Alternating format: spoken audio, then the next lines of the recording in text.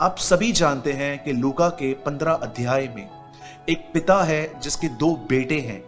Bible बताती है कि एक दिन छोटे ने कहा, मुझे मेरा हिस्सा दे दे, जो मेरी प्रॉपर्टी है, जो मेरी संपत्ति है, वो मुझे दे दे। पिता ने उसे दे दी और बाइबल बताती है कि वो सब कुछ लेकर एक दूर देश को चला गया।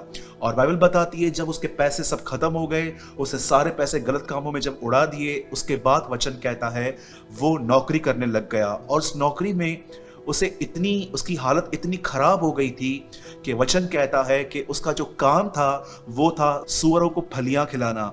और कभी कभी वो फलियां वो खुद भी खाता था क्योंकि वो बहुत तकलीफ में था। एक दिन वो होश में आया, उसे ऐसा लगा कि मैंने अपने लाइफ के साथ क्या कर दिया है। और बाइबल बताती है उस दिन उसने अपने आप में एक बात सोची कि मेरे पिता के घर में जो नौकर हैं वो भी मुझसे अच्छे से रहते होंगे और मैं यहाँ पर इस तरह की जिंदगी जी रहा हूँ। अब मैं वापस जाऊंगा और बाप से कहूंगा मैं वापस आया हूँ, मुझे एक नौकर के नाई रख ले।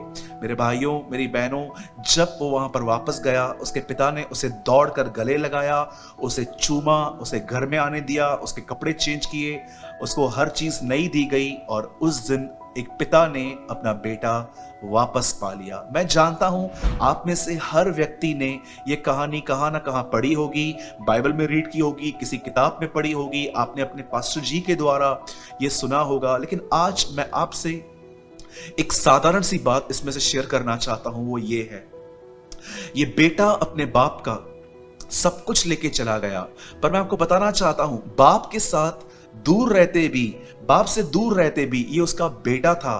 पर मैं आपको बताना चाहता हूं उसका इसके साथ कोई संबंध नहीं था। भले ही अपना सब कुछ लेकर बाहर गया और कोई भी उससे पूछता कि तू किसका बेटा है, तो वो वहां पर अपने बाप का ही नाम यूज करता। लेकिन मैं आपको बताना चाहता हूं ये भले ही अपने बाप का बेटा है, लेकिन इस बेटे का बाप के साथ कोई संबंध नहीं है।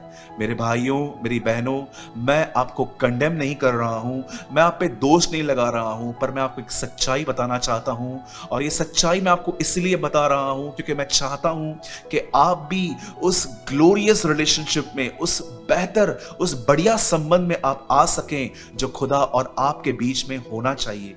मेरे भाइयों, मेरी बहनों, आज बहुत सारे प्रभु के लोग भी इसी दिशा में हैं। उन्होंने विश्वास किया है, उन्होंने बपतिस्मा लिया है, वो कलीसिया भी आते हैं, वो प्रभु भोज की रोटी भी तोड़ते हैं, लेकिन पिता के साथ कोई संबंध नहीं है। क्योंकि संबंध सहभागिता की मांग करता है। सहभागिता को हम इंग्लिश में कहते हैं कम्युनिकेशन, और एक ट्रांसलेशन में लिखा गया है फेलोशिप। अगर मैं कहता हूं कि मैं अपने बाप के साथ, अपने स्वर्गीय पिता के साथ संबंध में हूं, तो मैं कहना चाहता हूं संबंध बगैर सहभागिता के नहीं होता। जिसने सहभागिता रखी है उसी ने संबंध रखा है। ये बाप और बेटे भले ही एक दूसरे से दूर थे, इस बेटे ने अपने बाप को छोड़ दिया था।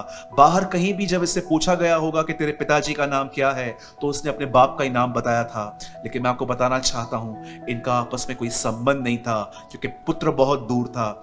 मैं आज बहुत सारे लोगों को जानता हूं जिनका परमेश्वर के साथ कोई संबंध नहीं है। उसका कारण यह है क्योंकि वे परमेश्वर से उतनी बात नहीं करते जितनी वो लोगों से करते हैं। मैं आज आपको कहना चाहता हूं मेरे भाइयों, मेरी बहनों, क्या आप इंसान से बढ़कर खुदा से बात करते हैं? कहीं ऐसा तो नहीं कि फोन पर बात करना, लोगों से चैट करना आपके लिए बहुत आसान है, लेकिन खुदा के साथ एक कमरे में आधा घंटा उससे बात करना आपके लिए डिफिकल्ट है?